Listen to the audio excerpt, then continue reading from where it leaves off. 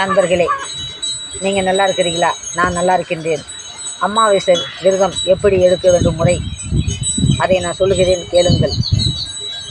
வீட்டை வாசலை மொழியை போட்டு அமாவாசை அன்னைக்கு விளக்கேற்றி வைத்து அவங்களை நினைத்து விளக்கேற்றி வைக்க வேண்டும்.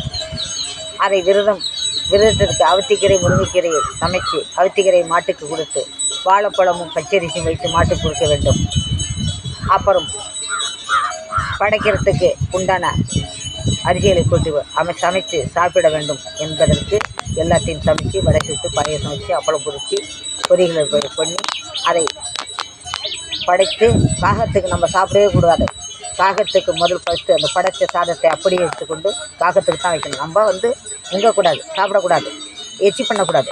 காகத்தை கூப்பிட்டு சாதம் வைத்து அதை நீங்கள் படைக்க வேண்டும். அப்படி படைக்க வேண்டும். அப்படி படைத்தால் நம்ம அம்மாவும் அப்பாவும் நமக்கு தெய்வமாக பக்கத்து துணையாக இருப்பாங்க, பாதுகாப்பாங்க.